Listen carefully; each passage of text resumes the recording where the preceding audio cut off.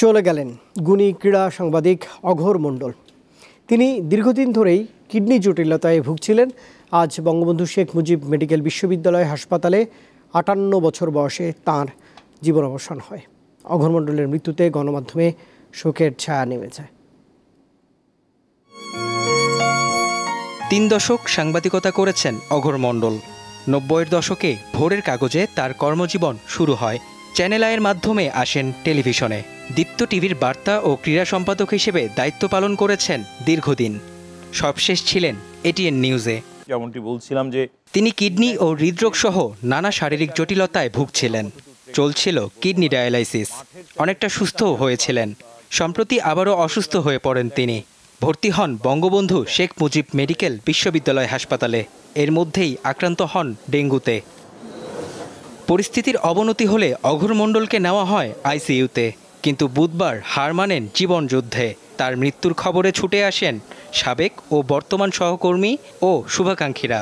অঘোরদার মতো মানুষ, যার নামটাই একটা ব্র্যান্ড ছিল, তো আসলে এটা আমাদের জন্য অনেক বড় একটা এটা অনেক বড় দুঃসংবাদ যে অঘোরদার এইভাবে চলে যাওয়া। উনি আমাদের কাছে একটা এনসাইক্লোপিডিয়া ছিলেন।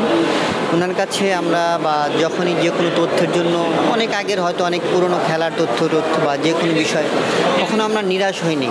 হাসপাতাল থেকে গুণী এই ক্রীড়া সাংবাদিককে নেওয়া হয় তার কর্মস্থল এটিএন নিউজে। এ সময় আবেগঘন পরিবেশ সৃষ্টি হয়। তার ভিন্নধর্মী এবং নিরপেক্ষ দৃষ্টিকোণ, এটা আসলে বাংলাদেশের ক্রীড়াঙ্গন এবং গণমাধ্যম অনেকভাবে মিস করবে। অঘোরদার মৃত্যুতে আমাদের সাংবাদিক সমাজে, বিশেষ করে স্পোর্টসে অপূরণীয় ক্ষতি হয়েছে। এরপর অঘোর মণ্ডলের মরদেহ নেওয়া হয় মনসুর আলী জাতীয় হ্যান্ডবল স্টেডিয়ামে। সেখানে তার প্রতি শ্রদ্ধা নিবেদন করে দীপ্ত টিভি সহ বিভিন্ন প্রতিষ্ঠান ও ব্যক্তি। আগের জেনারেশন এবং এই জেনারেশনের মাঝখানে একটা ব্রিজের মতন কাজ করেছেন। তো আমরা বিভিন্ন সময়ে বিভিন্ন বিষয়ে তার থেকে কিন্তু এটা অনেকে জানেন না, আমরা অনেক সময় কনসাল্ট করতাম যে এটা কী করা যেত। এরকম একটা সিচুয়েশন হয়ে গেছে আমাদের ফেডারেশনগুলিতে অথবা আমাদের ক্রিকেট বোর্ডে। বাংলাদেশের স্পোর্টস নিয়ে ওনার মতো বোধহয় কেউ জানেন না। বাংলাদেশে এরকম দ্বিতীয় কোনো সাংবাদিক আছে বলে আমার কাছে মনে হয় না। বাংলাদেশের স্পোর্টস জার্নালিস্ট মনে হচ্ছে যে একজন মেধাশূন্য হয়ে গেল। পরে ঢাকা রিপোর্টার্স ইউনিটি হয়ে নিজ বাসায় নেওয়া হয় সাংবাদিক অঘোর মণ্ডলকে। সবাই আমার বাবার আত্মার জন্য, শান্তি কামনার জন্য প্রার্থনা করবেন, দোয়া করবেন।